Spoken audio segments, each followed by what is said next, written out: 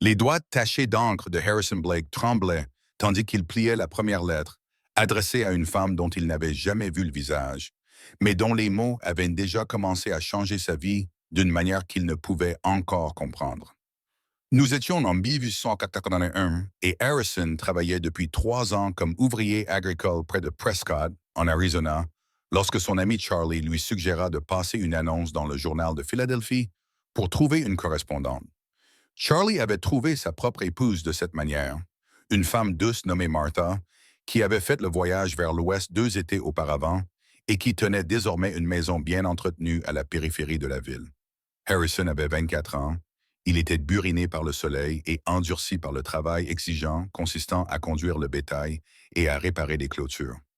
Mais en lui, il portait une solitude qui semblait s'alourdir à chaque saison qui passait.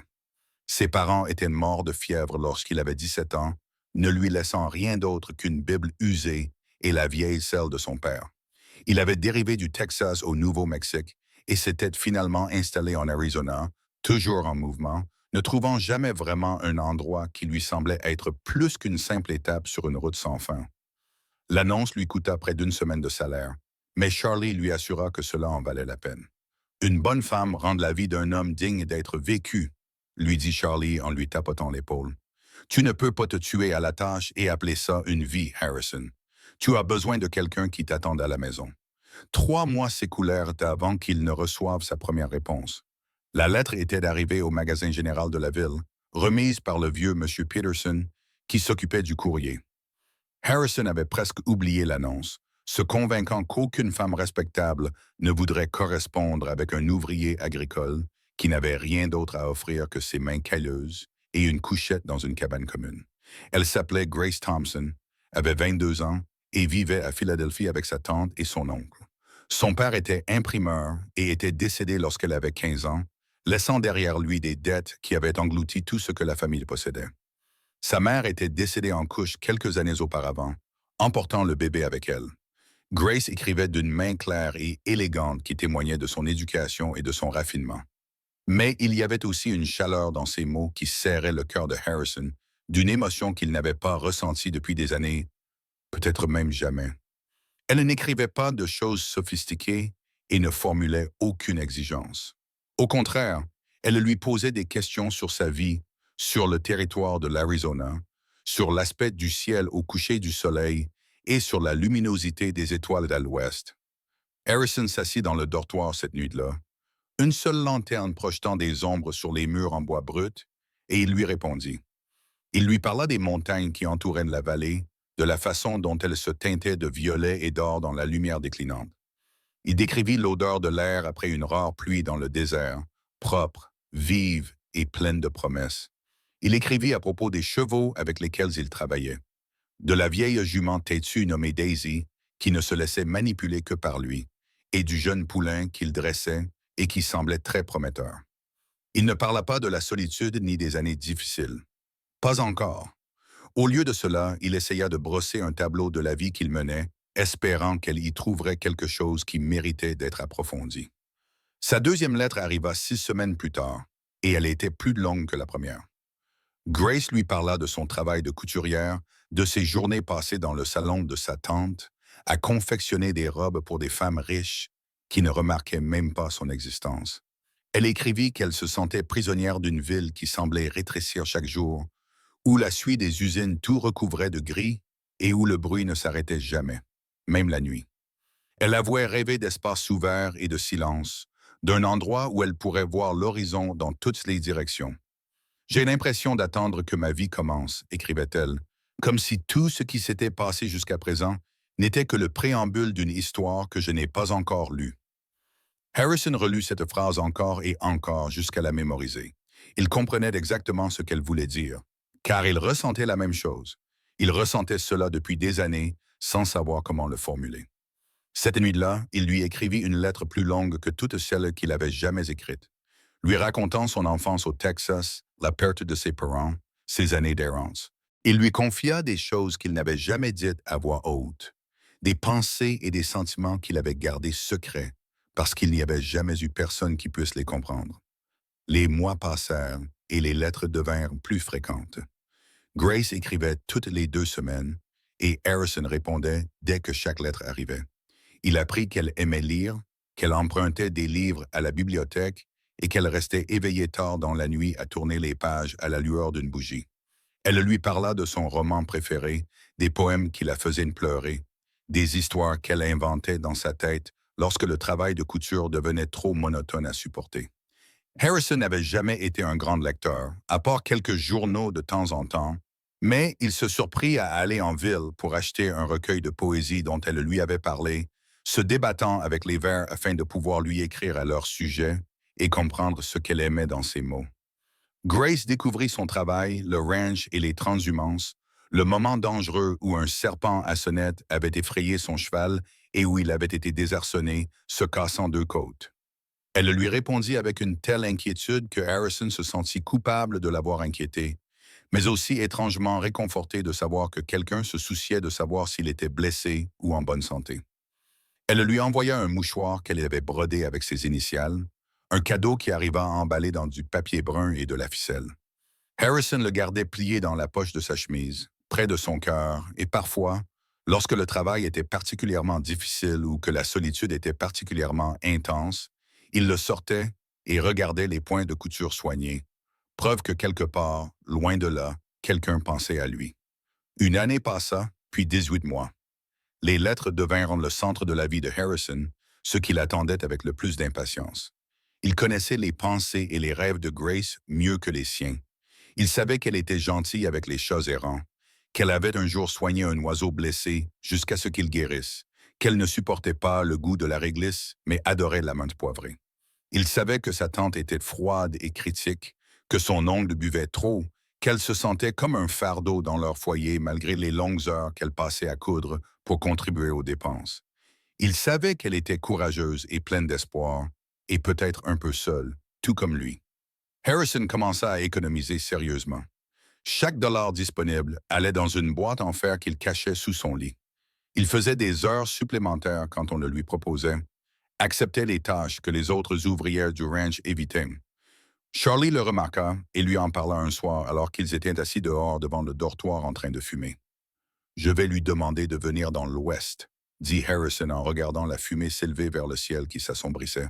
« Je vais lui demander de m'épouser. » « Tu ne l'as même jamais rencontrée, » fit remarquer Charlie.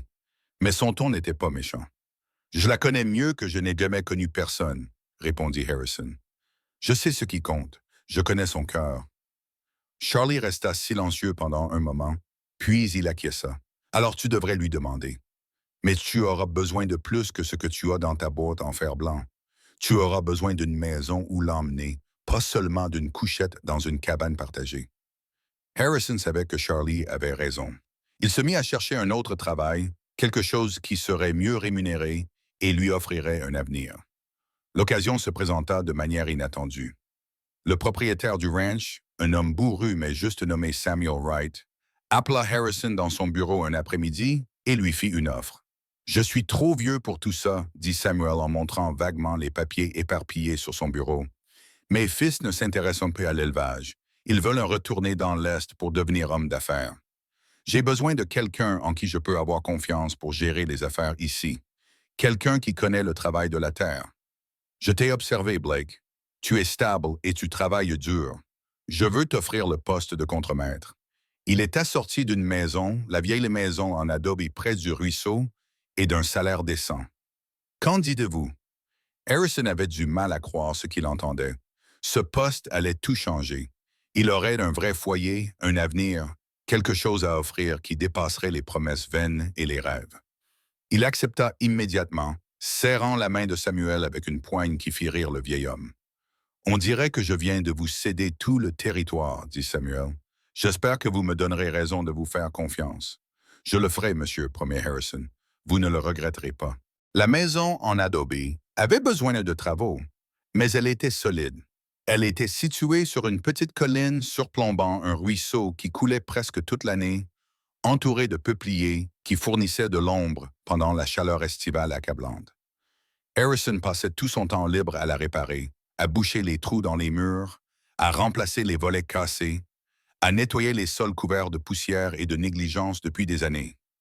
Charlie et Martha l'aidèrent en lui apportant des meubles dont ils n'avaient plus besoin, des rideaux que Martha avait cousus elle-même, une table et des chaises robustes qui avaient appartenu aux parents de Martha.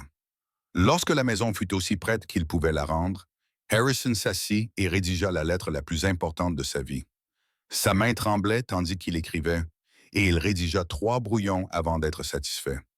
Il a parlé à Grace de son nouveau poste, de la maison, de la vie qu'il pouvait lui offrir. Puis, le cœur battant si fort qu'il craignait qu'il ne jaillisse de sa poitrine, il lui a demandé de venir en Arizona pour l'épouser. Je sais que nous ne nous sommes jamais rencontrés en personne, a-t-il écrit. Et je sais que ce que je te demande représente un grand risque pour toi, mais je crois que nous nous connaissons sur les points les plus importants.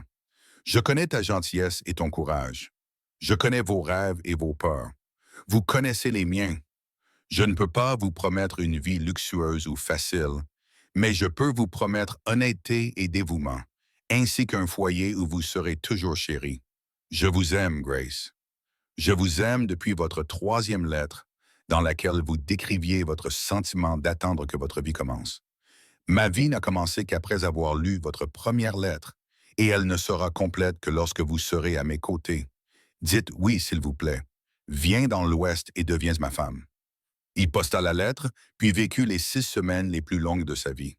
Il se plongea dans son travail, gérant les ouvrières du ranch, surveillant le bétail, parcourant les clôtures à cheval jusqu'à être tellement épuisé qu'il voyait à peine. C'était le seul moyen d'éviter de devenir fou à force d'attendre. Lorsque la lettre arriva enfin, ses mains tremblaient tellement qu'il eut du mal à l'ouvrir. Il resta debout dans le magasin général, incapable d'attendre assez longtemps pour sortir et déplier les pages. « Oui, avait écrit Grace. « Oui, Harrison, je viendrai. Je t'épouserai. Je suis terrifiée et excitée, et plus heureuse que je ne l'ai été depuis aussi longtemps que je me souvienne. Ma tante pense que j'ai perdu la tête, et c'est peut-être le cas, mais c'est la meilleure chose que j'ai jamais faite.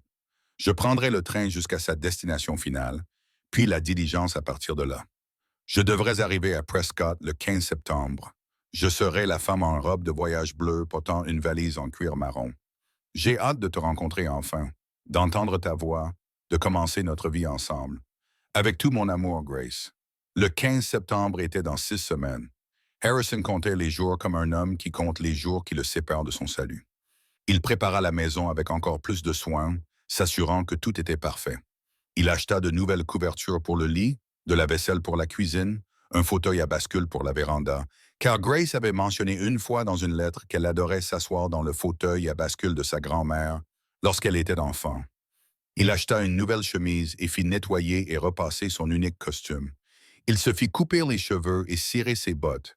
Charlie le taquinait sans pitié, mais l'aidait aussi à se préparer, lui donnant des conseils sur tout, des fleurs à apporter, à ce qu'il devait dire lorsqu'il la verrait pour la première fois. « Sois toi-même », lui conseilla gentiment Martha lorsqu'elle le surprit, en train de faire les 100 pas devant leur maison un soir. « Elle ne vient pas ici pour rencontrer un gentleman raffiné. Elle vient pour te rencontrer, Harrison, le toi qu'elle connaît à travers tes lettres. N'essaie pas d'être quelqu'un d'autre. » Le matin du 15 septembre s'annonçait clair et lumineux, avec un ciel d'un bleu éclatant qui ne semblait exister que dans le haut désert. Harrison arriva à Prescott plusieurs heures avant l'arrivée prévue de la diligence, incapable de rester plus longtemps au ranch. Il attendit devant le bureau de la diligence, tantôt debout, tantôt assis sur le banc à l'extérieur, le cœur battant à tout rompre. D'autres personnes allaient et venaient, vacants à leurs occupations, sans se douter que le monde de Harrison était sur le point de basculer. La diligence était en retard, retardée par une roue cassée qui devait être remplacée, et chaque minute d'attente supplémentaire semblait durer 1 heure. L'esprit d'Harrison était envahi par les inquiétudes. Et si elle le voyait et regrettait tout? Et s'il n'était pas du tout comme elle l'avait imaginé? Et si la réalité de l'Ouest était trop dure pour elle et qu'elle remontait immédiatement dans la diligence pour retourner à Philadelphie? Puis la diligence tourna au coin de la rue, soulevant un nuage de poussière, le conducteur criant après les chevaux. Elle s'arrêta devant le bureau et Harrison resta figé, retenant son souffle. La porte s'ouvrit et un homme âgé descendit, suivi d'un homme plus jeune portant une maillette. Le cœur de Harrison se serra un instant, Mais une main apparut alors dans l'embrasure de la porte, gantée de coton gris, et le conducteur aida une femme à descendre les marches.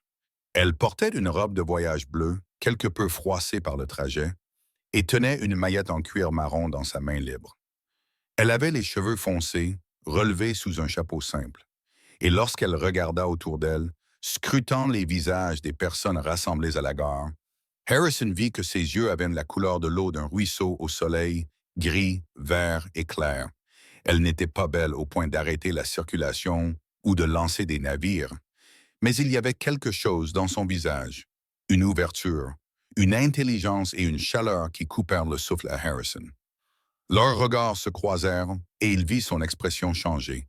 Il vit l'incertitude se transformer en reconnaissance, puis en quelque chose qui ressemblait presque à du soulagement.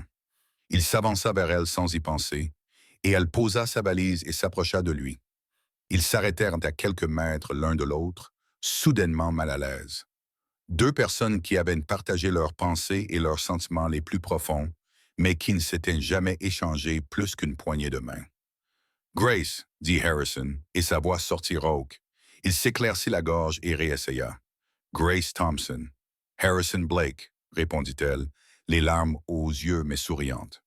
Je te reconnaîtrai n'importe où. Tu es exactement comme je t'imaginais, mais en mieux. Ils ne savaient pas qui avait fait le premier pas. Peut-être l'ont-ils fait tous les deux en même temps. Mais soudain, la distance entre eux avait disparu, et Grace était dans ses bras, et Harrison la serrait contre lui, et il avait l'impression d'être rentré chez lui.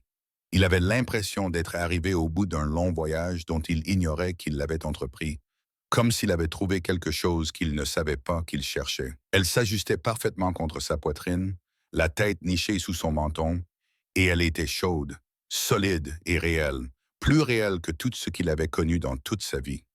Tu es là, dit-il dans ses cheveux, respirant son parfum, quelque chose de floral et de propre sous la poussière du voyage. Tu es vraiment là. Je suis là, acquiesça-t-elle, sa voix étouffée contre sa chemise. Je suis là, Harrison. Ils restèrent ainsi pendant un long moment, se serrant l'un contre l'autre, tandis que le monde continuait autour d'eux, les gens récupérant leurs bagages, saluant leurs familles et vaquant à leurs occupations. Finalement, Harrison se força à reculer, tout en gardant une de ses mains dans la sienne. Le voyage a-t-il été très pénible? Demanda-t-il en étudiant son visage, encore incapable de croire qu'elle était réelle et qu'elle se tenait devant lui. Long, répondit-elle, et poussiéreux, chaud et inconfortable. Et je m'en fiche, parce que je suis ici maintenant, et tu es exactement comme tes lettres le promettaient. J'avais tellement peur, admit-il, peur que tu me regardes et que tu changes d'avis. Grace leva sa main libre et lui caressa la joue, ses doigts effleurant doucement sa peau burinée par le soleil. Je ne pourrais jamais, dit-elle doucement. Harrison, j'ai attendu toute ma vie pour ressentir cela. Je ne changerai pas d'avis. Ils se marièrent 3 jours plus tard, célébrés par un pasteur itinérant qui passait par hasard à Prescott. Charlie et Martha furent leurs témoins, et quelques autres ouvrières du ranch et habitants de la ville assistèrent à la cérémonie, curieux de voir cette mariée venue de l'Est, qui avait fait tout ce chemin pour épouser un homme qu'elle n'avait jamais rencontré. Grace portait une simple robe couleur crème que Martha l'avait aidé à confectionner à partir de tissus ou acheté au magasin général, et Harrison portait son costume propre avec une nouvelle cravate à nouer.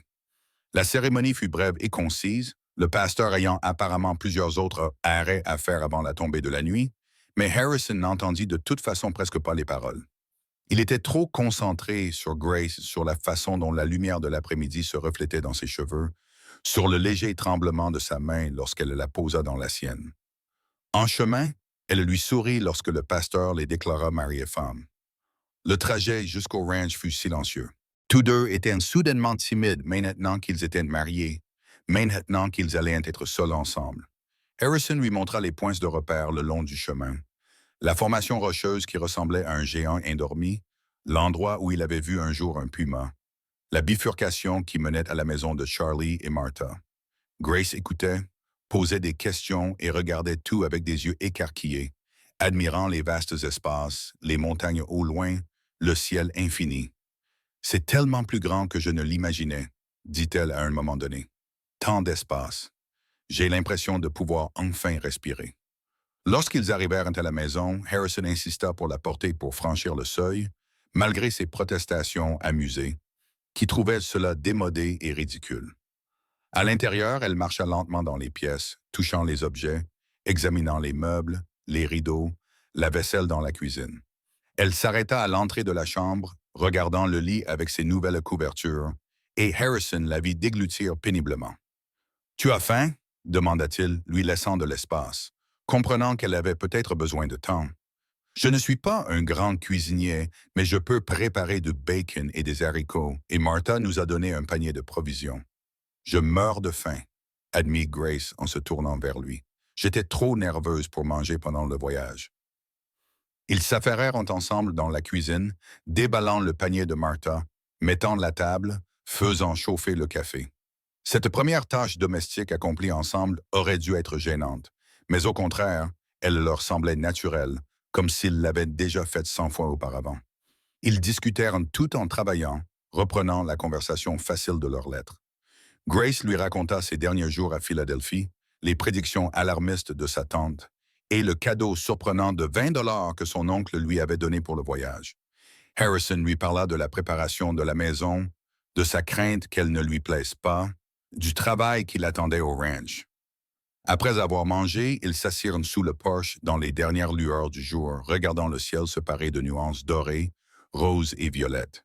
Grace s'assit dans le fauteuil à bascule que Harrison avait acheté, se balançant doucement d'avant en arrière, tandis que Harrison s'appuyait contre la balustrade du porche, la regardant. « À quoi penses-tu » demanda-t-il finalement. Elle resta silencieuse pendant un moment. Puis elle répondit « Je pense que j'avais raison. Que tout ce qui avait précédé n'était qu'une attente. C'est ici que ma vie commence, ici avec toi. » Harrison s'agenouilla à côté de son fauteuil et prit ses deux mains dans les siennes. « Je ferai tout ce que je peux pour te rendre heureuse, promit-il. Je sais que ce n'est pas la vie à laquelle tu as été élevée et que ce sera parfois difficile, mais je te jure, Grace, que je passerai chaque jour à essayer d'être digne de la chance que tu m'as donnée. » Harrison, dit-elle doucement, et elle libéra une main pour lui caresser à nouveau le visage, un geste qui lui était déjà familier. « Tu l'es déjà. Tu l'es depuis la toute première lettre. Je ne suis pas venu ici dans l'espoir que tu prouves que tu en es digne. Je suis venu ici parce que je sais déjà que tu l'es. Je connais ton cœur, c'est tout ce qui compte. » Il l'embrassa alors, leur premier baiser, doux et tendre, plein de promesses. Lorsqu'ils entrèrent enfin et fermèrent la porte derrière eux, laissant la nuit du désert à elle-même, Harrison ressentit une paix qu'il n'avait jamais connue auparavant. Il était chez lui, vraiment chez lui, et Grace était avec lui, et les années de solitude étaient enfin terminées. Les premières semaines de mariage ont été une période d'adaptation pour tous les deux. Grace n'avait jamais tenu un ménage toute seule auparavant. Elle avait toujours travaillé sous l'œil critique de sa tante. Harrison avait vécu dans des dortoirs et des logements de célibataires pendant des années, et il avait oublié ce que c'était que de partager un espace avec une autre personne. Mais ils apprirent ensemble, commettant des erreurs et en riant, trouvant leur propre rythme et leurs propres habitudes. Grace se révéla plus adaptable qu'elle ne l'avait imaginé.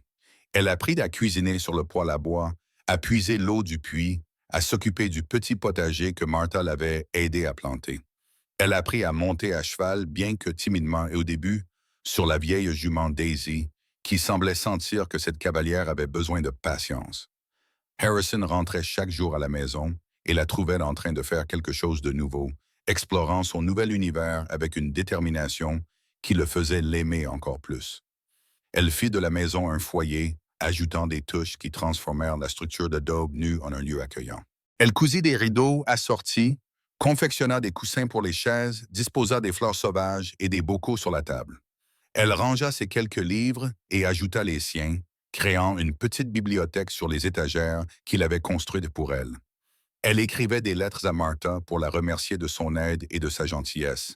Et bientôt, les deux femmes devinrent de véritables amies, se rendant visite plusieurs fois par semaine. Harrison se surprenait à se dépêcher de terminer son travail chaque jour, impatient de rentrer chez lui pour retrouver Grace.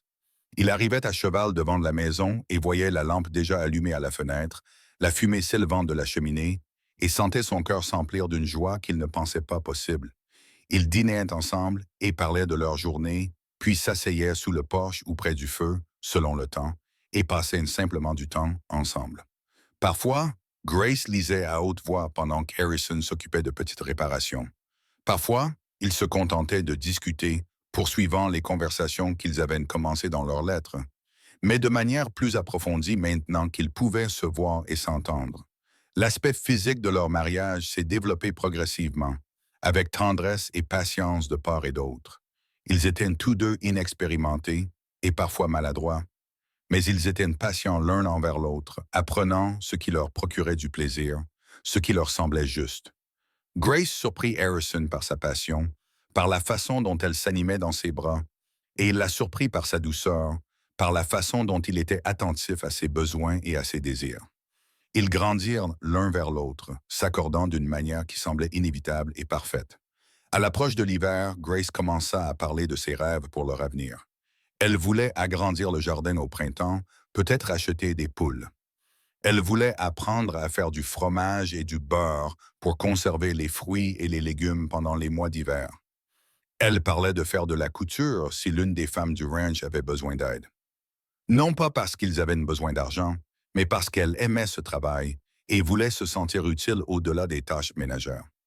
Harrison l'écoutait et l'encourageait, aimant la façon dont ses yeux s'illuminaient lorsqu'elle parlait de ses projets, de la construction d'une vie. Il lui parlait de ses propres rêves, de son désir d'économiser suffisamment d'argent pour acheter un petit lopin de terre, de constituer leur propre troupeau de bétail. Ils rêvaient ensemble, tissant leurs espoirs individuels en un rêve commun plus fort. L'hiver dans le haut désert était froid mais magnifique. Les montagnes étaient saupoudrées de neige qui descendait parfois dans la vallée. Ils passaient de longues soirées au coin du feu, bien au chaud sous des couvertures, à discuter, à lire et simplement à être proches l'un de l'autre. Harrison apprit à Grace à jouer aux dames et elle lui apprit à jouer à un jeu de cartes que son père adorait. Ils fêtèrent Noël avec Charlie et Martha, échangeant de petits cadeaux faits main. Harrison surprit Grace avec un magnifique châle qu'il avait acheté à un marchand ambulant, en laine douce teinte en bleu foncé.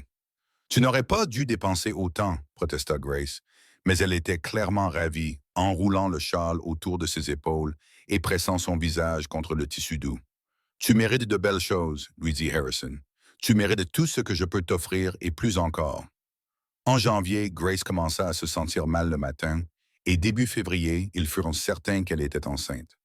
La nouvelle remplit Harrison d'une joie si intense qu'elle en était presque effrayante. Il devint encore plus protecteur envers Grace, s'inquiétant constamment pour elle, essayant de faire tout le travail pénible à la maison afin qu'elle ne se fatigue pas. Grace riait de ses inquiétudes, mais elle était aussi touchée par son attention, par la preuve de son amour. « Les femmes ont des bébés depuis la nuit des temps », lui rappela-t-elle gentiment lorsqu'il insista pour qu'elle reste au lit toute la journée. « Je ne suis pas en cristal, Harrison. J'ai besoin de bouger et de travailler dans la mesure du raisonnable. C'est mieux pour moi et pour le bébé. » Martha, qui avait elle-même 3 enfants, devint le guide de Grace pendant sa grossesse, lui offrant des conseils, des paroles rassurantes et une aide pratique. Les 2 femmes se rapprochèrent encore davantage, et Harrison était infiniment reconnaissant que Grace ait trouvé une si bonne amie dans ce nouvel endroit. À mesure que le ventre de Grace grossissait, Harrison se surprit à parler au bébé, à coller son oreille contre le ventre de Grace pour écouter ses mouvements, à s'émerveiller des coups d'épée et des retournements qu'il pouvait sentir sous sa paume. Ils discutaient de manière ludique des prénoms, chacun proposant des options de plus en plus ridicules juste pour faire rire l'autre, mais ils savaient tous deux qu'ils attendraient de voir leur enfant pour prendre la décision finale. La chaleur estivale était intense, et Grace en souffrait pendant les derniers mois de sa grossesse. Harrison faisait tout son possible pour la mettre à l'aise, lui apportant de l'eau fraîche du puits, s'assurant que la maison restait aussi ombragée que possible, s'asseyant avec elle sous le porche le soir, lorsque l'air se rafraîchissait enfin. Elle était mal à l'aise et fatiguée, mais aussi radieuse, rayonnante de santé et de bonheur. « Je n'aurais jamais imaginé pouvoir être aussi heureuse », lui dit-elle un soir alors qu'ils étaient assis à regarder le coucher du soleil. « Même si je suis très mal à l'aise en ce moment, même si j'ai l'impression d'être aussi grosse qu'une maison et de ne pouvoir grossir davantage, je suis tellement heureuse, Harrison. Tu m'as donné tout ce que j'ai toujours voulu. Tu m'as tout donné en premier, » répondit-il en lui prenant délicatement la main. toujours si attentionné avec elle. Maintenant, tu m'as sauvé la vie, Grace. Avant toi, je ne faisais qu'exister, je vivais machinalement. Tu m'as donné envie de vivre vraiment. Le bébé est né début août dans la chambre de leur maison en adobe, en présence de Martha, tandis que Charlie faisait les 100 pas dehors avec Harrison. Les deux hommes étaient inutiles et anxieux. L'accouchement fut long, et Harrison vieillit de plusieurs années pendant ces heures, écoutant les cris de Grace, souhaitant désespérément pouvoir faire quelque chose, n'importe quoi, pour l'aider. Mais lorsque Martha ouvrit enfin la porte et l'invita à entrer, lorsqu'il vit Grace, épuisée mais souriante, tenant un petit paquet enveloppé dans du coton doux, tout le reste s'effaça. Un garçon, dit Grace doucement. Nous avons un fils, Harrison. Le bébé était petit, avait le visage rouge et était absolument parfait. Harrison le prit délicatement, terrifié à l'idée de casser ce petit être précieux, et regarda son visage ridé qui semblait déjà receler des possibilités infinies. Son fils, le fils de Grace et lui. Henry, dit Harrison en levant les yeux vers Grace. D'après mon père, Henry Blake. Si cela te convient, Henry, répéta Grace, testant le nom. Oui, c'est parfait. Le petit Henry était un bébé adorable, heureux et en bonne santé, qui rapprochait encore davantage Harrison et Grace. Ils se relayaient pour le promener la nuit lorsqu'il était agité. Tous deux étaient épuisés, mais émerveillés par cette nouvelle vie qu'ils avaient créée. Harrison ne s'était jamais imaginé en tant que père, mais il découvrit qu'il adorait cela. Il adorait voir Henry grandir et changer. Il adorait voir le visage du bébé s'illuminer lorsqu'il voyait Harrison rentrer à la maison chaque soir. Grace s'épanouissait dans son rôle de mère. Sa chaleur naturelle et sa patience lui étaient très utiles. Elle chantait pour Henry, lui racontait des histoires, le portait dans la maison et le jardin pour lui montrer tout ce qu'il y avait à voir, lui racontant leur vie ensemble. Harrison rentrait à la maison et les trouvait dans le jardin. Grace portait Henry dans un porte-bébé que Martha lui avait appris à fabriquer et lui parlait des tomates ou des haricots comme s'il pouvait comprendre chaque mot. Les années s'écoulèrent avec une douceur que Harrison ne savait pas exister dans le monde. Henry devint un bambin robuste, avec les yeux de sa mère et la détermination obstinée de son père. Un deuxième enfant arriva quand Henry avait 3 ans, une fille qu'ils appelèrent Hope, qui était féroce et intrépide dès le début. Puis un autre fils, James, quand Hope avait 2 ans, calme, réfléchi et doux. La position de Harrison au ranch devint encore plus solide au fil des ans. Samuel Wright prit sa retraite définitive, déménagea à Tucson pour vivre avec sa fille et céda une partie importante du ranch à Harrison en reconnaissance de ses années de loyaux services et de sa gestion compétente. Harrison et Grace avaient enfin leur propre terre, leur propre troupeau, un avenir solide et réel, meilleur que tout ce qu'Harrison avait osé rêver pendant ces années de solitude avant que les lettres ne commencent. Ils construisirent une maison plus grande sur un magnifique terrain surplombant la vallée, avec suffisamment d'espace pour leur famille grandissante et les enfants qu'ils espéraient encore avoir. Grace avait sa grande cuisine et un salon avec des fenêtres qui laissaient entrer la lumière du matin, parfait pour ses travaux de couture. Harrison avait un bureau où il tenait les comptes du ranch et, plus important encore, où il conservait toutes les lettres de Grace, attachées avec de la ficelle et rangées dans une boîte en bois qu'il avait spécialement fabriquée pour elle. Parfois, lors de soirées tranquilles, lorsque les enfants étaient endormis, Harrison sortait les lettres et les parcourait, s'émerveillant du voyage qu'elles représentaient. Grace l'observait, souriant à ses souvenirs, à leur jeunesse, à leur incertitude et à leur espoir.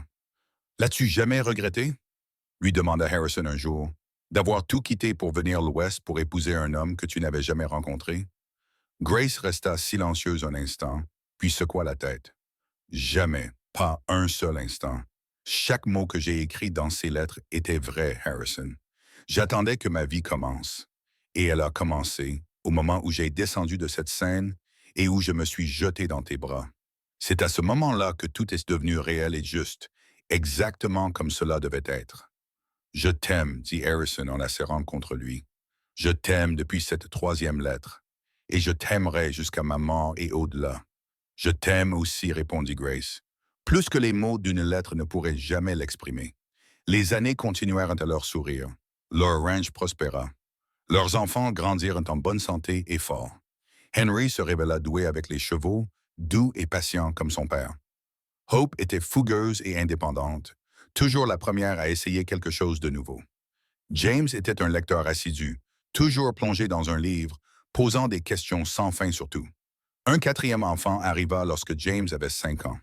Une autre fille qu'ils prénommèrent Clara, qui avait les cheveux bruns de Grace et les yeux bleus de Harrison. Elle était la Benjamin de la famille, gâtée par ses frères et sœurs aînés et choyée par ses deux parents, mais elle réussissait malgré tout à ne pas être trop gâtée. Grandissant dans la douceur, la gentillesse et la générosité, Harrison regardait ses enfants grandir avec une profonde gratitude. Il leur apprenait à monter à cheval et à lancer le lasso, à lire le temple qu'ils faisaient, à travailler dur et à traiter les gens équitablement. Grace leur apprenait les lettres et les chiffres. Elle leur faisait la lecture tous les soirs, leur inculquant l'amour de l'apprentissage, de la beauté et de la bonté. Ensemble, ils créèrent un foyer rempli d'amour, de rire et de chaleur. Le genre de foyer qu'aucun d'eux n'avait vraiment connu dans son enfance, le genre de foyer dont ils avaient tous deux rêvé dans ces lettres qui les avaient rapprochés. Charlie et Martha sont restés leurs amis les plus proches. Leurs enfants ont grandi ensemble. Les deux familles ont célébré ensemble chaque fête et chaque événement important. Martha racontait toujours aux nouveaux arrivants l'histoire de la rencontre entre Harrison et Grace, comment ils s'étaient écrits pendant près de 2 ans avant que Grace ne vienne dans l'Ouest, comment leur première étreinte avait été comme voir les deux moitiés d'un tout enfin réuni. C'était comme s'ils se connaissaient depuis toujours, disait Martha, comme s'ils n'avaient attendu que de se trouver. Je n'ai jamais vu deux personnes s'accorder aussi parfaitement. Quand Henry eut 15 ans, il interrogea son père au sujet des lettres. Harrison l'emmena dans son bureau et lui montra la boîte. Il le laissa en lire certaines, celles qui n'étaient pas trop intimes ou personnelles. « Je ne comprends pas, » dit Henry, l'air perplexe. « Tu as épousé maman sans jamais l'avoir rencontrée. Comment savais-tu que ça marcherait? » « Je connaissais son cœur, » répondit simplement Harrison. C'était ça qui comptait. Pas son visage, ni sa voix, ni tout ce qu'on peut apprendre en rencontrant quelqu'un en personne. Je savais quel genre de personne elle était, ce qui lui tenait à cœur, ce dont elle rêvait. Je la connaissais de la manière qui compte le plus, et elle me connaissait de la même manière. Quand nous nous sommes enfin rencontrés en personne, quand je l'ai serrée dans mes bras pour la première fois, cela n'a fait que confirmer ce que nous savions déjà tous les deux. Nous étions faits l'un pour l'autre. Henry resta silencieux pendant un moment, tournant et retournant l'une des lettres entre ses mains. « Cela semble risqué, dit-il finalement. »« Ça l'était, » admet Harrison. « C'était terrifiant, mais les meilleures choses de la vie le sont généralement. Ta mère a pris un énorme risque en venant d'ici pour m'épouser. Elle a laissé derrière elle tout ce qu'elle connaissait, mais nous croyons tous les deux en ce que nous avions construit ensemble à travers ces lettres. Nous croyons l'un en l'autre et nous avions raison d'y croire. » Cette conversation resta gravée dans l'esprit de Harrison et lui fit comprendre à quel point il voulait que ses enfants comprennent non seulement les faits concernant le mariage de leurs parents, mais aussi la vérité plus profonde qui se cachait derrière. Il commença donc à leur raconter des histoires sur ses années de solitude avant la grâce, sur le jour où il avait publié l'annonce, sur l'attente de la première réponse. Il leur a raconté comment il était tombé amoureux des mots sur une page, de la personne derrière ces mots, du cœur et de l'esprit, qui s'exprimaient si clairement à travers l'encre et le papier. « Votre mère m'a sauvé », leur disait-il. « Avant elle, j'étais perdu, je dérivais. Elle m'a donné une raison de construire une vie au lieu de simplement survivre. Elle m'a donné un foyer, pas seulement une maison, mais un vrai foyer, un endroit où j'avais ma place. Et j'espère lui avoir donné la même chose. » Grace souriait quand elle l'entendait parler ainsi aux enfants. Elle ajoutait son propre point de vue, ses propres souvenirs de ces mois passés à écrire des lettres, de la décision de partir vers l'Ouest, de la première rencontre avec Harrison. « J'étais tellement nerveuse, » leur disait-elle. Je n'arrêtais pas de me demander, et s'il était déçu? Et si je ne correspondais pas à ses attentes? Mais quand je l'ai vu là, debout, quelque chose en moi m'a dit que c'était la bonne décision. C'était ce que j'attendais. Et quand il m'a prise dans ses bras, quand nous nous sommes embrassés pour la première fois, j'ai eu l'impression d'être enfin arrivé là où je devais être, comme si j'avais voyagé toute ma vie et que j'étais enfin rentré chez moi. Les enfants adoraient ces histoires. Ils demandaient à les entendre encore et encore, et Harrison et Grace ne se lassèrent jamais de les raconter. C'était leur histoire, le fondement de leur famille, et ils voulaient que leurs enfants comprennent d'où ils venaient, quel genre d'amour avait créé le foyer dans lequel ils avaient grandi. À mesure que les enfants grandissaient et commençaient à penser à leur propre avenir, Harrison remarqua qu'ils abordaient les relations différemment de la plupart de leurs camarades. Ils n'étaient pas intéressés par les attirances superficielles ou les décisions hâtives. Ils voulaient ce que leurs parents avaient, cette connexion profonde, ce sentiment de vraiment connaître l'autre personne. Henry a courtisé une jeune femme pendant 2 ans avant de la demander en mariage. Et lorsqu'il l'a fait, il a expliqué à son père qu'il voulait être absolument certain, qu'il voulait la connaître aussi bien que Harrison avait connu Grace avant leur mariage. « Je ne dis pas qu'il faut écrire des lettres pendant des années, » a déclaré Henry avec un sourire. « Mais je veux connaître le cœur de Rebecca comme tu connaissais celui de maman. Je veux être sûr. » Harrison tapota l'épaule de son fils, la poitrine gonflée de fierté. « C'est sage, dit-il. C'est tout à fait juste. Un par un, les enfants grandirent et commencèrent leur propre vie. Henry reprit une grande partie du travail au ranch, se révélant être un gestionnaire compétent et réfléchi. Il épousa Rebecca et construisit une maison à l'autre bout de la propriété, assez proche pour aider au ranch, mais assez loin pour avoir de l'intimité et de l'indépendance. Hope, fidèle à son caractère fougueux, annonça à 18 ans qu'elle voulait partir en Californie pour devenir enseignante. Harrison et Grace étaient inquiets à l'idée de la laisser partir si loin, mais ils savaient aussi qu'il ne servait à rien d'essayer d'enfermer leur fille à la forte personnalité. Ils l'aidèrent à faire le voyage en toute sécurité et elle leur écrivit de longues lettres pour leur raconter ses aventures. Ces lettres faisaient écho à celles qui avaient rapproché Harrison et Grace au départ. James est allé à l'université de Tucson pour étudier le droit, et Clara, la plus jeune, est restée à la maison le plus longtemps, aidant sa mère et apprenant tout ce que Grace pouvait lui enseigner sur la gestion d'un foyer, la couture, la cuisine et toutes les compétences pratiques qui avaient si bien servi Grace. Les années ont passé, apportant des changements et des défis, mais aussi des bénédictions continues. Les cheveux de Harrison sont devenus gris, puis blancs. Grace a développé des rides autour des yeux et de la bouche, marque d'une vie passée à sourire et à rire. Leurs corps vieillirent et ralentirent, mais leur amour resta constant, s'approfondissant chaque année. Ils devinrent grands-parents lorsque Henry et Rebecca eurent une fille, puis un fils. D'autres petits-enfants suivirent, ceux de Hope, qui revint de Californie avec un mari et 2 enfants, ceux de James, qui épousa une femme rencontrée à l'université et s'installa à Prescott, et ceux de Clara, qui épousa le fils d'un éleveur voisin et resta près de chez elle. La maison de Harrison et Grace devint le centre de la famille élargie, l'endroit où tout le monde se réunissait pour les vacances et les fêtes. La maison était toujours pleine de bruit et de rire. Les enfants couraient dans les pièces. Les petits-enfants grimpaient sur les genoux de Harrison pour lui demander de leur raconter des histoires et se rassemblaient autour de Grace dans la cuisine dans l'espoir d'obtenir des biscuits ou des bonbons. À l'occasion de leur 25e anniversaire de mariage, toute la famille s'est réunie pour faire la fête. Un immense repas a été organisé avec des tables dressées dans le jardin, et après le repas, les enfants et les petits-enfants leur ont fait la surprise de leur offrir un cadeau. Il s'agissait d'une courte pointe assemblée par toutes les femmes de la famille. Chaque carré était brodé d'une citation tirée d'une des lettres de Harrison et Grace. Les lettres elles-mêmes étaient devenues une légende familiale, et les femmes avaient réussi à convaincre Harrison de les laisser les lire et sélectionner les passages significatifs.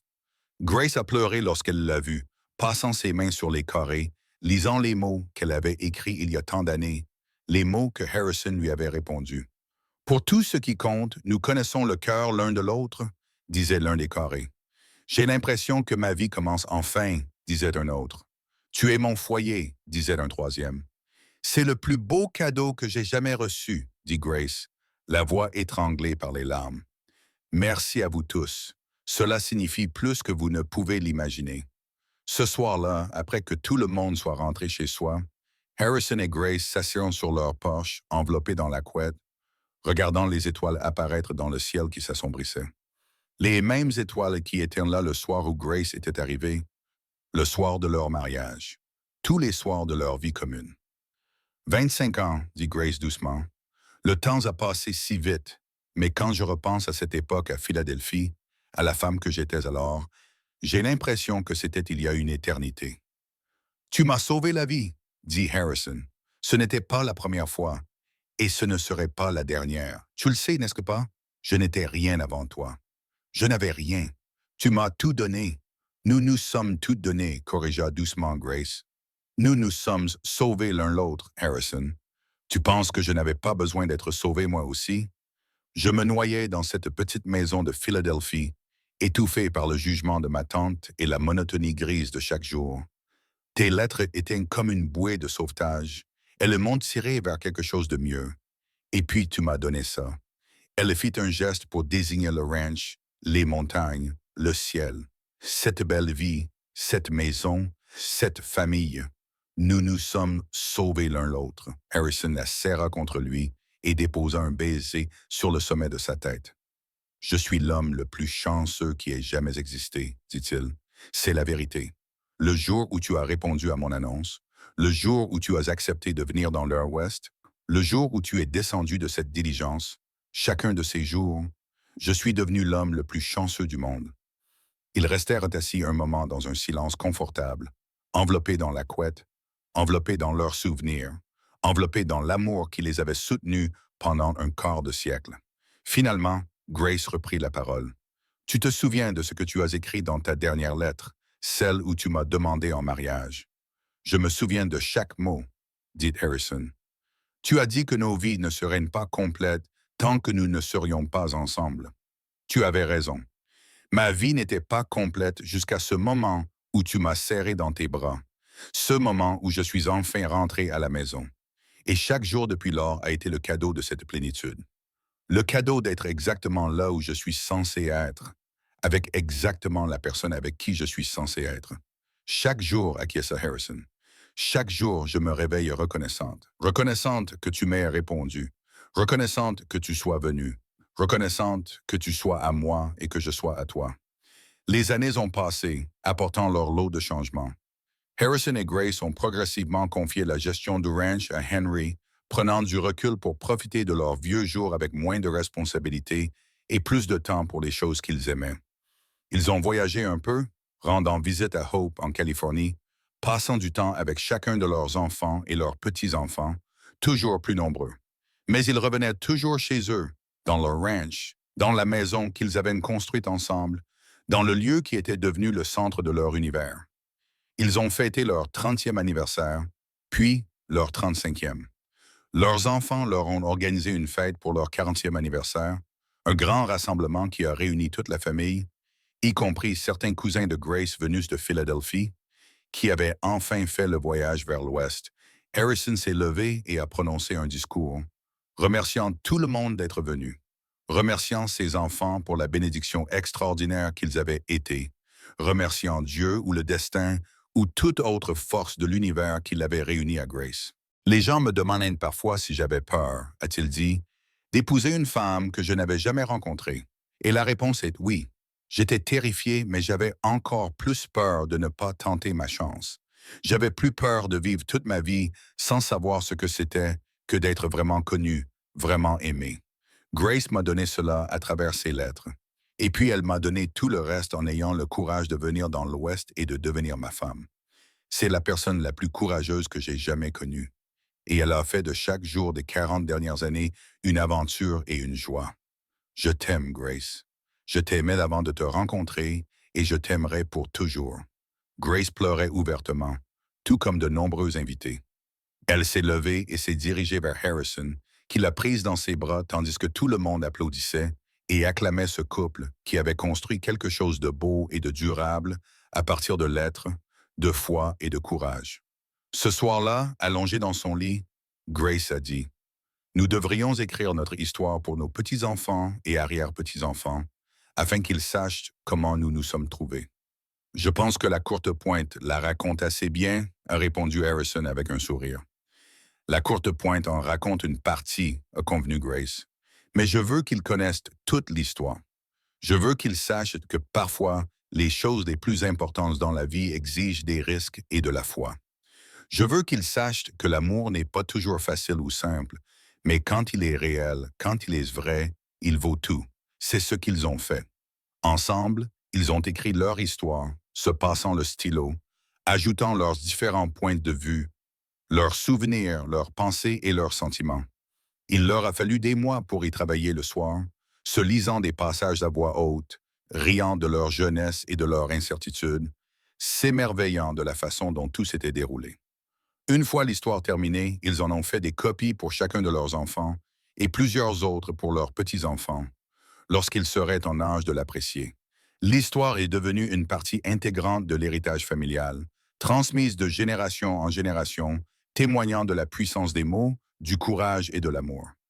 Harrison et Grace ont vécu jusqu'à plus de 70 ans, passant leurs dernières années entourés de leur famille, de leur amour et de la vie qu'ils avaient construite ensemble. Ils sont restés dévoués l'un à l'autre jusqu'à la fin, se tenant toujours la main, trouvant toujours des moyens de montrer leur amour chaque jour. Lorsque Harrison est décédé à 76 ans, paisiblement dans son sommeil, avec Grace à ses côtés, toute la famille s'est réunie pour pleurer sa mort et célébrer sa vie. Grace était dévastée, mais aussi reconnaissante. Reconnaissante pour chaque moment qu'ils avaient partagé, chaque année qui leur avait été donnée. Lors de ses funérailles, elle a lu l'une de ses lettres, la voix ferme malgré ses larmes. Ma vie n'a commencé qu'après avoir lu ta première lettre, a-t-elle lu. Et elle ne sera complète que lorsque tu seras à mes côtés. Elle a fait une pause, levant les yeux vers la famille réunie. Il m'a écrit cela avant même que nous nous rencontrions, et cela s'est avéré vrai chaque jour de notre mariage. Nous nous complétions l'un l'autre. Nous nous sommes rendus complets l'un l'autre. Je suis infiniment reconnaissante pour la vie que nous avons partagée, pour l'amour qui nous a soutenus, pour chaque jour précieux qui nous a été donné ensemble. Grace a vécu encore 3 ans avec ses enfants et petits-enfants, racontant des histoires sur Harrison, gardant son souvenir vivant. Mais tout le monde pouvait voir qu'une partie d'elle-même était partie avec lui, qu'elle attendait de retrouver l'homme qui avait été son foyer, son cœur, son tout. Quand elle est décédée à 69 ans, paisiblement dans son sommeil, la famille l'a enterrée aux côtés de Harrison dans le petit cimetière du ranch, sous un peuplier, avec vue sur les montagnes qu'ils aimaient tant tous les deux. La pierre tombale porte simplement l'inscription Grace Thompson Blake, épouse, mère et grand-mère bien-aimée. Elle est venue dans l'Ouest par amour et y a trouvé son foyer. Des années plus tard, des décennies plus tard, leurs arrière-petits-enfants racontaient encore l'histoire de Harrison et Grace, du cowboy qui écrivait des lettres à une femme qu'il n'avait jamais rencontrée, de la femme qui avait eu le courage de traverser le pays pour l'épouser, de leur première étreinte qui leur avait donné l'impression d'être chez eux.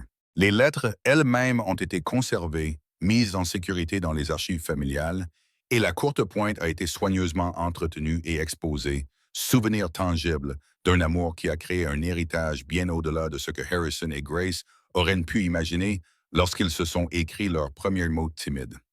Le ranch est resté dans la famille, transmis de génération en génération, et la maison que Harrison et Grace ont construite est restée debout, entretenue et aimée par chaque nouvelle génération qui l'a considérée comme son foyer. Dans le bureau, la boîte en bois fabriquée par Harrison contenait toujours les lettres originales, désormais décolorées, mais toujours lisibles, toujours puissantes, dans leurs expressions simples d'espoir, de nostalgie et d'amour. Et parfois, lors de soirées tranquilles, lorsque le soleil se couchait et que les montagnes se teintaient de violet et d'or, les visiteurs du ranch juraient voir 2 silhouettes sur le vieux porche, assises côte à côte, enveloppées dans une courte pointe, regardant les étoiles apparaître dans le ciel du désert. Juste 2 personnes qui s'étaient trouvées malgré la distance et l'incertitude, qui avaient construit une vie et un amour transcendant le temps lui-même, qui étaient revenus l'une vers l'autre et ne s'étaient plus jamais quittés. L'histoire de Harrison et Grace est devenue plus qu'une simple légende familiale. Elle nous rappelle que les liens les plus importants ne sont pas une question de proximité physique ou d'attirance immédiate, mais de véritable connaissance du cœur de l'autre. Elle témoignait du pouvoir des mots pour combler toute distance, créer la compréhension, l'intimité et l'amour. Elle prouvait que parfois, les plus grands risques apportent les plus grandes récompenses, que le courage et la foi peuvent transformer des vies d'une manière que nous n'aurions jamais imaginé possible.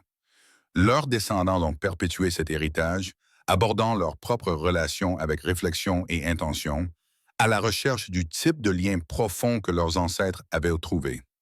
Certains d'entre eux correspondaient également avec des partenaires potentiels, écrivant des lettres même à une époque où cela n'était plus strictement nécessaire, souhaitant imiter cette basse base qui consistait à vraiment se connaître avant d'aller de l'avant. D'autres abordaient simplement l'amour avec le même courage et la même ouverture d'esprit que Harrison et Grace avaient montré. Prêts à prendre des risques, prêts à se montrer vulnérables, prêts à croire en quelque chose qui pouvait sembler impossible, mais qui pouvait aussi être exactement ce qu'il fallait. Le ranch prospéra au fil des générations, s'adaptant aux changements tout en conservant les valeurs fondamentales établies par Harrison et renforcées par Grace. Le travail acharné, l'équité et le respect des personnes et des animaux. La famille s'agrandit et s'étendit dans différents États, dans différents milieux, mais tous savaient d'où ils venaient. Tous connaissaient l'histoire des lettres, de la première étreinte et de la vie qui avait suivi. À l'occasion du 100e anniversaire du mariage de Harrison et Grace, la famille s'est réunie au ranch pour une grande réunion.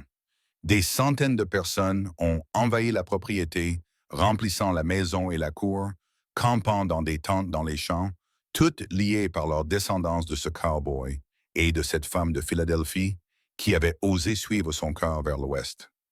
Les membres les plus âgés de la famille, ceux qui avaient connu Harrison et Grace, étaient désormais peu nombreux, mais ils étaient traités avec révérence et respect et invités à partager leurs souvenirs. L'une des petites filles de Grace, elle-même âgée aujourd'hui, s'est levée et s'est adressée à la foule. « Je n'étais qu'une petite fille lorsque grand-mère Grace est décédée », a-t-elle déclaré. Mais je me souviens très clairement d'elle. Elle souriait tout le temps, avait toujours du temps à nous consacrer, nous faisait toujours sentir aimés et spéciaux et parlait constamment de grand-père Harrison, même après son départ. Elle nous racontait les lettres, le voyage vers l'Ouest, la première fois qu'elle l'avait vu. Et elle disait toujours la même chose. Quand il m'a prise dans ses bras, j'ai su que j'étais enfin chez moi. C'est ça l'amour. C'est trouver la personne qui vous donne le sentiment d'être enfin arrivé là où vous étiez destiné à être. La foule était silencieuse, écoutant, absorbant la sagesse d'ancêtres qu'elle n'avait jamais connue, mais qui avaient profondément influencé sa vie. Nous sommes tous ici grâce à leur courage, a poursuivi la petite fille. Parce que grand-père Harrison a osé écrire à une inconnue et que grand-mère Grace a osé lui répondre, puis a osé parcourir des milliers de kilomètres pour épouser un homme qu'elle n'avait jamais rencontré. Ensemble, ils ont construit quelque chose de magnifique, quelque chose qui a survécu bien au-delà de leur propre vie. Et je pense que la meilleure façon de leur rendre hommage est de vivre notre propre vie avec le même courage, la même ouverture d'esprit, la même volonté de prendre des risques pour l'amour. L'assemblée a éclaté en applaudissements, puis quelqu'un s'est mis à chanter une vieille chanson qui était populaire à l'époque de Harrison et Grace, et d'autres se sont joints à lui jusqu'à ce que l'air du désert soit rempli de musique et de voix, une célébration de l'amour, de l'héritage et de la famille. Cette nuit-là, après que la foule se fut dispersée vers ses différents lieux d'hébergement, un petit groupe s'est réuni dans la vieille maison. Il s'agissait des descendants directs, ceux qui portaient le nom de Blake ou qui s'étaient mariés dans cette famille, ceux qui ressentaient le poids et le privilège de perpétuer cet héritage. Ils s'assirent dans le salon où Harrison et Grace avaient passé tant de soirées, et ils se passèrent les lettres, les lisant à haute voix, s'émerveillant des voix de leurs ancêtres, de l'amour, de l'espoir et de la vulnérabilité contenus dans ces pages. « C'est remarquable, dit l'un d'eux, que quelque chose d'aussi simple que des lettres puisse créer tout cela. » Il fit un geste vers la famille réunie dans la maison, vers l'héritage qui les entourait. « Ce n'étaient pas les lettres elles-mêmes, répondit un autre, l'un des historiens de la famille qui avait étudié en profondeur l'histoire de Harrison et Grace. C'était ce que les lettres représentaient. La volonté d'être vulnérable, de partager son vrai moi avec une autre personne. Le courage de croire en quelque chose que l'on ne pouvait pas encore voir ni toucher. La foi qu'une véritable connexion est possible même à grande distance. Ce sont ces choses qui ont créé tout cela. Les lettres n'étaient qu'un moyen. Ils ont discuté tard dans la nuit, partageant leurs propres histoires, leur propre parcours vers l'amour et la famille, la manière dont l'exemple de Harrison et Grace avait influencé leur choix et leur vie. Et alors que la nuit s'approfondissait et que la conversation se poursuivait, il y avait un sentiment de connexion, de continuité, d'appartenance à quelque chose de plus grand qu'eux-mêmes. Le lendemain matin, avant la dernière réunion et le retour de la famille dans leur foyer dispersé, une cérémonie d'inauguration a eu lieu. La famille avait réuni ses ressources pour créer un petit musée sur le ranch, un lieu où les lettres et autres souvenirs de Harrison et Grace seraient conservés et protégés, où les générations futures pourraient venir découvrir leur remarquable histoire d'amour. Le musée était installé dans un petit bâtiment conçu pour rappeler la maison en adobe où Harrison avait emmené Grace pour la première fois. Il contenait non seulement les lettres, mais aussi des photographies, la célèbre courte pointe, des pages des mémoires écrites par Harrison et Grace à la fin de leur vie et des récits de leurs enfants et petits-enfants. Ce musée était le fruit d'un travail d'amour. Et lorsqu'ils coupèrent le ruban et ouvrirent les portes, ils eurent le sentiment que l'histoire de Harrison et Grace était désormais préservée pour les générations futures, qu'elle ne serait pas perdue avec le temps. La réunion de famille s'est finalement terminée par la promesse de se retrouver, de rester en contact et d'honorer l'héritage dont ils avaient hérité. Mais l'impact de ces quelques jours passés ensemble s'est propagé, renforçant les liens et renouvelant l'engagement envers la famille et les valeurs incarnées par Harrison et Grace. Au cours des années qui ont suivi, le musée est devenu une destination non seulement pour les membres de la famille, mais aussi pour d'autres personnes qui avaient entendu l'histoire et voulaient en savoir plus. Les couples qui envisagèrent de se marier venaient parfois visiter le musée, lire les lettres et s'imprégner de la leçon selon laquelle le véritable amour nécessite de connaître le cœur de l'autre. Des chercheurs venaient étudier les lettres en tant que documents historiques, afin de mieux comprendre la vie dans l'Ouest américain à la fin du 19e siècle. Des auteurs de romans d'amour venaient en chercher l'inspiration, trouvant dans l'histoire de Harrison et Grace un puissant rappel de ce qui fait que les histoires d'amour résonnent à travers le temps. Mais surtout, la famille a continué à s'agrandir et à prospérer. Chaque génération a ajouté ses propres chapitres à l'histoire tout en restant fidèle aux fondations posées par Harrison et Grace. Ils se sont mariés et ont eu des enfants, ont créé des entreprises et mené des carrières, ont relevé des défis et célébré des victoires.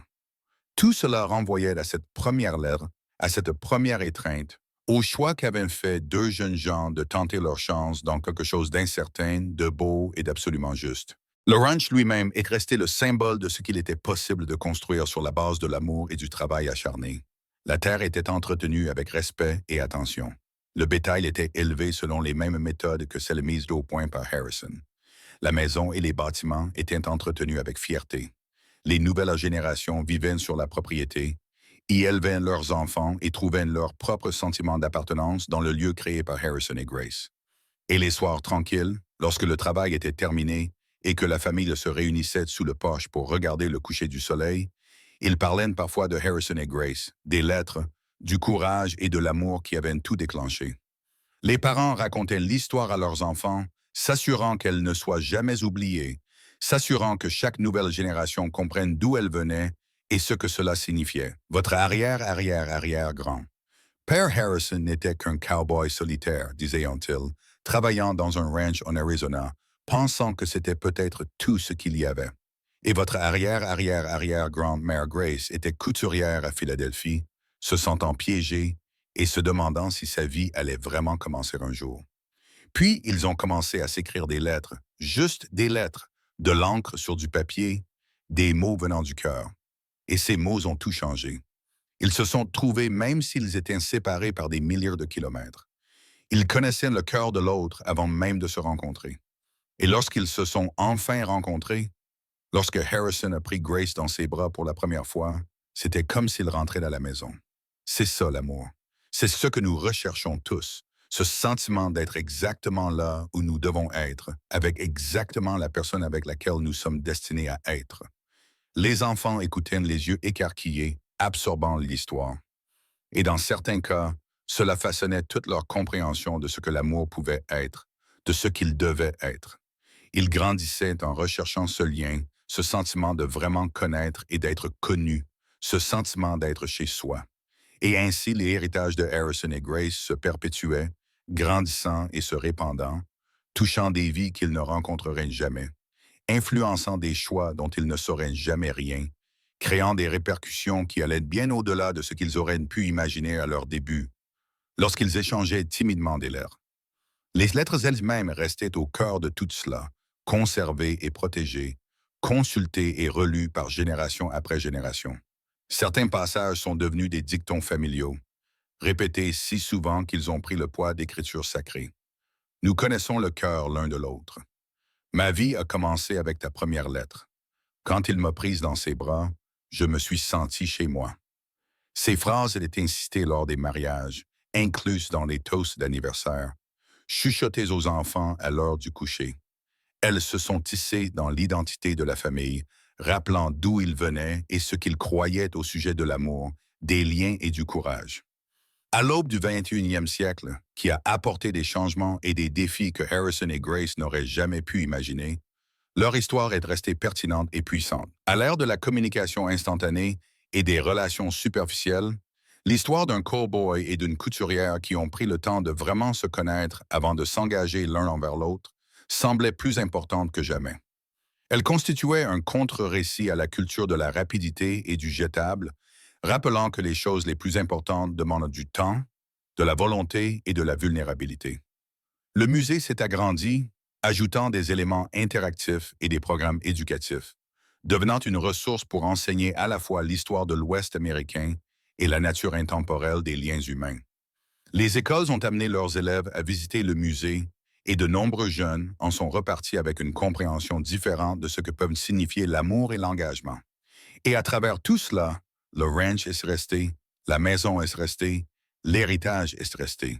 Les arrière-petits-enfants de Harrison et Grace ont marché sur la même terre qu'eux, ont regardé les mêmes montagnes, ont observé les mêmes étoiles apparaître dans le ciel du désert.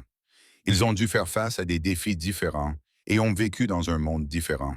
Mais ils ont perpétué la vérité fondamentale que leurs ancêtres avaient découverte. Le véritable amour, celui qui dure, celui qui crée, soutient et transforme, repose sur la connaissance profonde du cœur de l'autre.